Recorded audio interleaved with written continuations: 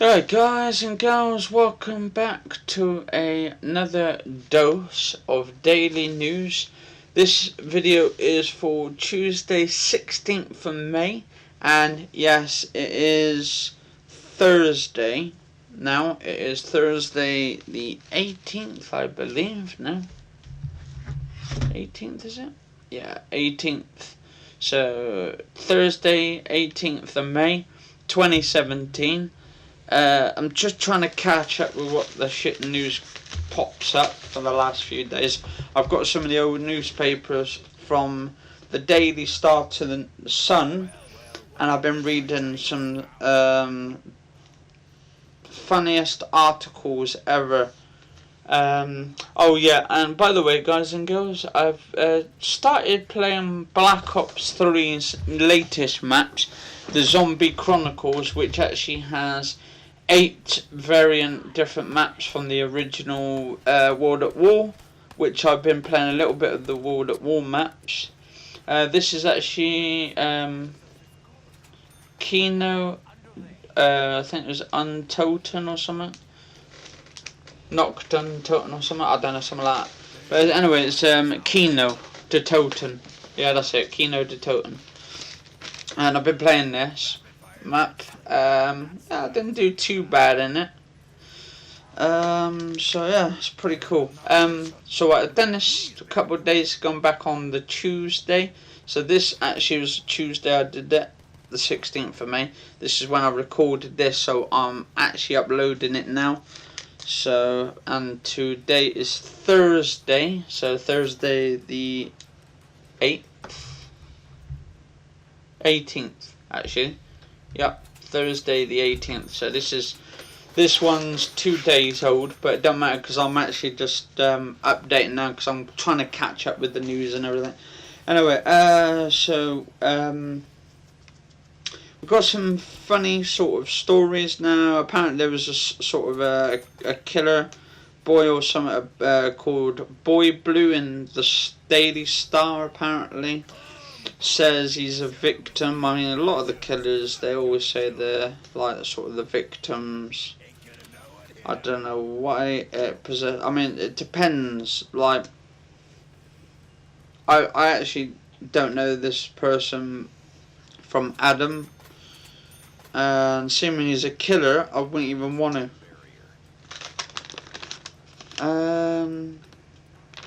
So apparently, Boy Blue killer. I'm a victim. This was on. Actually, this was printed in the Daily Star, Tuesday, May the 16th, 2017. I bought the paper. It was the 30p. That wasn't too bad. Actually, not 30p. Oh no, it says 20p cheaper than the Sun. Yeah. Alright. Says here. Moaning Sean Mercer plans to sue the makers of an ITV drama Little Boy Blue because it makes him look evil for shooting dead schoolboy Rhys Jones. Full story, page 11. Let's have a look.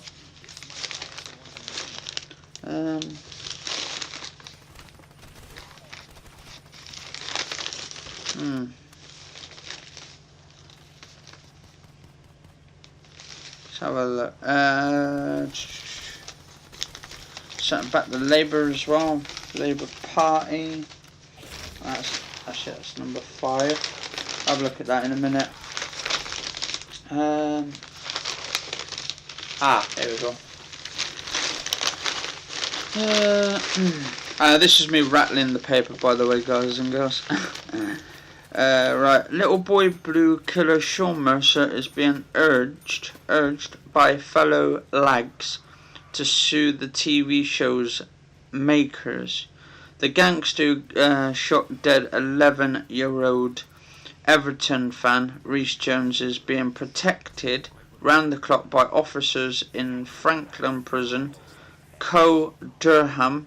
Last night's final episode showed him and his gang smirking and joking at his trial. Mercer, 26, has winged the ITV series was inaccurate, and he was not as bad at that in real life. Well, sometimes they portray characters even more. I think it's just basic, just try and get them. But if he's going around killing people though, or shooting people, in a way, I don't know. It's hard to make out. What do you guys and girls think? It says here, a source said he reckons he's been really hard done to, and he has moaned he didn't want the show on TV, had nothing to do with it, and since it started he has gone from a jobbing prisoner to public enemy number one in his mind. It puts his life at risk, and he says he knows what he did was stupid and wrong, and he can never make up for it. Shooting, but he insists it was accident and he didn't mean to do it. He thinks the show has made him look like the most evil man in Britain when he is not. He says one of the characters on TV doesn't even exist in real life. His mates inside reckon he should make the most of it and sue. Some say they know lawyers itching to take the case, and he has thought about it but thinks that could make him look even worse. He fears he will be looking over his shoulder for the rest of his life thanks to all this. Mercer was 16 when he gunned down Reese as the youngster was returning home from football training in Croxteeth, Liverpool. He was shooting at a rival gangsters, and the boy was caught in the crossfire, and the Ministry of Justice declined to discuss individual prisoners. Max IT could have been me. What's this? Teddy Shock 2, favourite Maxim Peak has revealed she could have become a real life victim of the Rochdale style grooming gang. The shameless actress stars in 3 Girls, a powerful new BBC drama starting tonight about sexual abuse of girls by an Asian gang. Max from nearby Bolton said, I had 2 friends who were fostered and they went through this. We used to hang around street corners and I was quite prudish, but had friends who lost their virginity at 13. Anyway, that's another story sunk about a prudish peak. Don't know who she is. What else we got on here? This is on the Daily Star apparently. Yeah, so there's nothing much else about the thug or the gangster or something.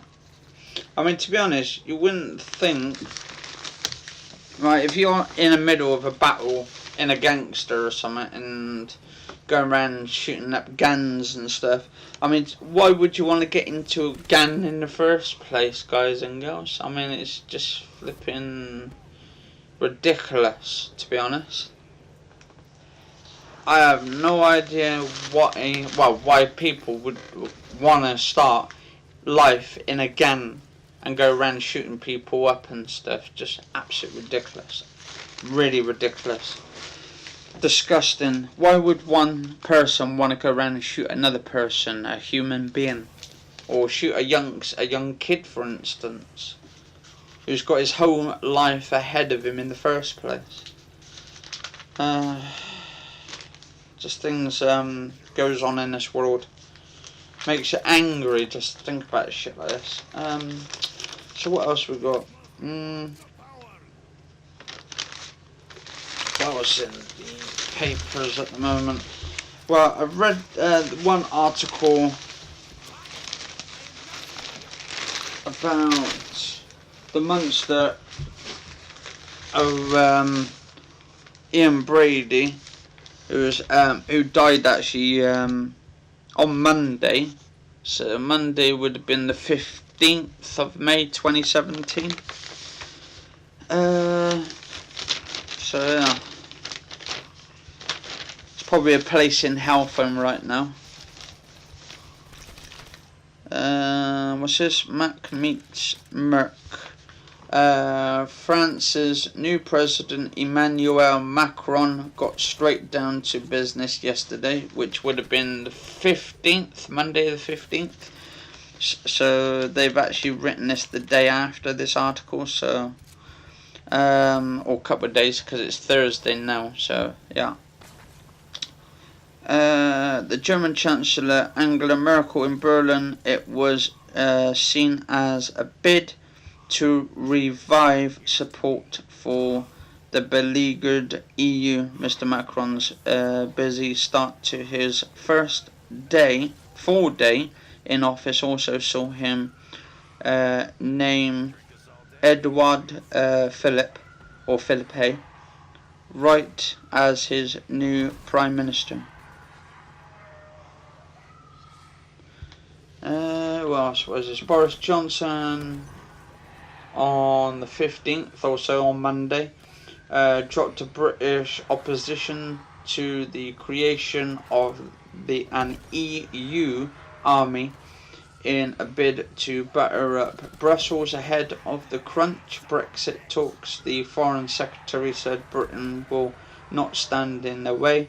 He was meeting his EU counterparts in Belgium to discuss building a headquarters there for EU military training missions. Aides said Mr. Johnson made it clear the UK is not a fan of anything that goes on to look like an EU army, and warned it cannot step on the toes of NATO. Also, was this UKIP glee at Tories Remainer? Troubled UKIP's hopes of holding their only Commons seat were boosted after the Tory candidates in Clacton admitted backing remain the Essex constituencies return the Brexit Party's only MP in 2015, and 70% of local voters backed Leave at last year's referendum. UKIPs are delighted by the Tory Gill's Watlin's admission that he voted against the EU's divorce. The 64-year-old who played Vicar Oswald in 1980's sitcom Bread hopes to overturn UKIP's 3,437 voted Remain, but above all, I am a Democrat. UKIP Patrick O'Flynn said it was staggering that the Tories chose a Remainer. Clacton UKIP candidate Paul Oakley said over 70% of Clacton people voted Leave, and they deserve a UKIP MP who stands with them on this. Interesting. What else we got? EU. Oh no, we said that one about the EU army allowed. The US yesterday accused Syria of hanging thousands of prisoners and cremating them in a secret at a military jail. Acting Assistant Secretary of the State for the Middle East, Stuart Jones, said the President Bashir Assad's government had sunk to a new level depravity. He said about 50 people a day died at Saydinaya jail near Damascus between 2011 and 2015. The US released photos of the crematorium building. Amnesty International says up to 13,000, mostly civilians opposed to the regime, died. Bloody hell. Oh yeah, this is a strange one as well. Labour will vow to save Britain's pubs, but also signals a series of beer duty hikes. the party will guarantee if elected on June 8th. Yeah, so it's just stopped for a second. I just had to reload it back on, guys and girls. For some reason it gives me 15 minutes of recording time on the PlayStation 4, and if I want to add the extra towards it to make it up to the 30 minutes, for some reason it wouldn't allow me to for a minute, so I've just had to reload it and just add it back on. So yeah, it's fine now. So I got about the pubs and all of that. So apparently elected on June 8th to review business rates and list all pubs as assets of the community value to stop them being sold to supermarket chains, which seems fine. But beer duty will continue to rise, which is a good thing, as Labour will only guarantee there will be no above inflation increases. It leaves pubs still facing big hikes given the rising cost of living, and the number of boozers has gone from 69,000 in 1980 to 50,000. That is a lot. So that's basically, it's gone from 69,000 to 50. So it is lower, and it seems to be coming down. But they need to get that from 50,000 boozers to, I don't know, from 50, I'd say 50,000 down to 25,000 at least. Half of that. That would be amazing within the next probably 10 years. That would be interesting to see. Or what they should do is just add extras to stop people from bloody binge drinking. So I've noticed there's a lot of binge drinkers out there who drinks a lot, and they drink a lot to the point where they pass out pretty much, and I don't think really that's right for them to go the way, because then they have liver problems. If thing is, like, you'll have them binge drinking for 12 to 24 hours non-stop, and then they wonder why their liver's packing in and stuff. So they definitely, and they need to get rid of that flipping cheap alcohol as well. If you get rid of cheap alcohol, because you can pick it up. Saw some people in Tesco's yesterday, actually, on the 17th. So that was Wednesday. I was at Tesco's Wednesday, and it's just it's getting everywhere. Like the cheap booze, they need to stop all that crappy cheap booze, put it up so it's more expensive, and then you'll be right away. What else have we got? Oh yeah, I've just started playing Assassin's Creed, the Ezio collection, or Ezio collection. Apparently you get Assassin's Creed 2, Assassin's Creed Brotherhood, Assassin's Creed Revelations, and it's all about him. It's like the trilogy. Actually, it's in 4K as well, but if you ain't got a 4K TV, do not bother with the PlayStation 4 Pro, because it's not for you. So you'd be better off either getting the slim version of the PlayStation 4, or just a standard PlayStation 4 would do fine. Because there's no, if you've got like a 1080p screen, it doesn't do very much for it. So I've noticed that. What's this? Richard's Arthur Faley, what's this? Film biggest flop of the year. So apparently, Guy Ritchie's King Arthur film franchise is set to be scrapped after Legend of the Sword became the biggest box office flop so far this year. Studio Warner Brothers had planned 6 movies with the Brit actor Charlie Hunnam, 37, in the lead role, but the 135 million first installment made just 12 million. Fucking hell. So they've lost out big. Probably a third, actually more than a third of the money that they've actually put into this film. 135 million, and all they get is 12 million in its opening weekend. At the US box office, and insiders are predicting a 100 million loss. A Hollywood source called the figures a total disaster, and Warner Brothers said we had higher hopes. King Arthur, released in the UK this Friday, also features David Beckham in his first speaking role in a film. Other Ritchie flops include The Man from U.N.C.L.E. Oh my god, David Beckham. I'm definitely gonna watch that. Can't believe they actually put him in a film.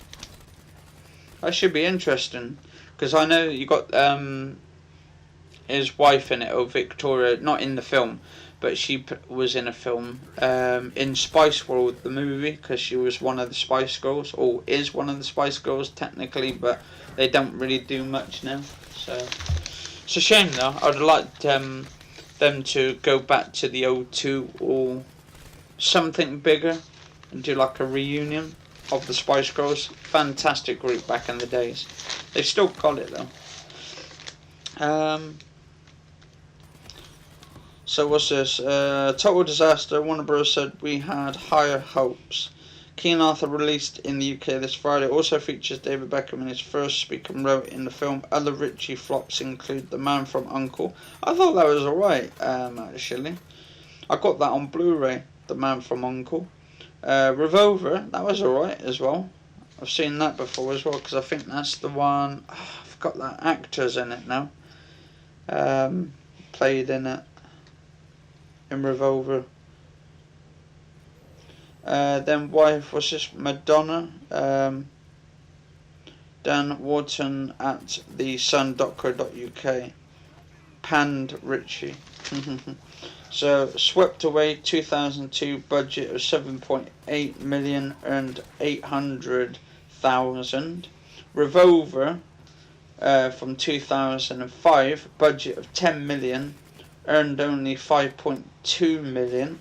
The Man from U.N.C.L.E. 2015, budget was 58 million, earned only 85 million. Wow, at least it was a bit more.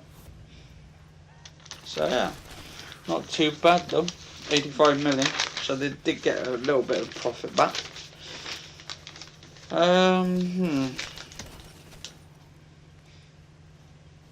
What's this? Profound Inhumanity. At the Moors murders trial, they played the tape Ian Brady made of the screams of Leslie Ann Downey as she begged for her life. Asked why he had made 2 copies of that tape, Brady replied, because it was interesting, unusual. It illustrates perfectly his profound inhumanity. He could not understand why the question was asked, and he was a psychopath, totally beyond human moral understanding, by a bloke called Brian Masters, criminologist. So he's to do with like getting into the minds of a serial killer, I guess, or a psychopath.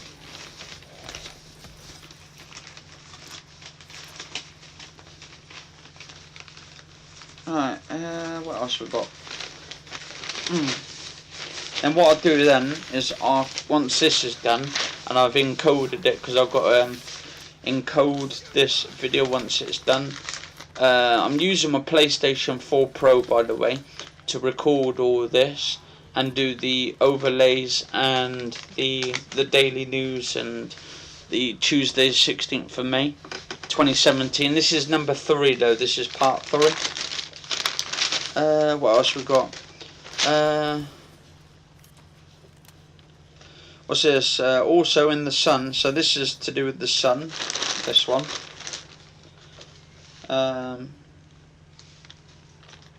BBC sexism. Bloody hell. What a sexism war in BBC, eh? Ever think of that, would you? With co-host Nick and Sarah. The Beeb has been rocked by a sexism row involving two of its top radio stars. Sarah Montague is said to have complained after losing out to Today co-host Nick Robinson for top election show.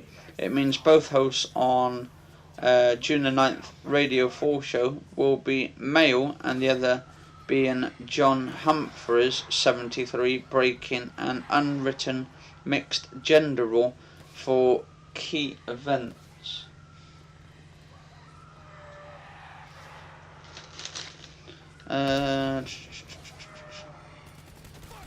Also seen second unnamed today, presenter grumbled to bosses Miss Montague, 51, and the other bitter co-hosts are said to have accused Mr. Robinson, 53, of being uncollected. What's that? Uncollected. Fury has been growing amid some of the words. I'll tell you what, some of the words they use in these is absolutely bad. Or it's just my pronunciations of them, at least. Anyway, guys and girls, but don't worry about it. What else we got? Fury has been growing amid claims he is given the best interviews last night.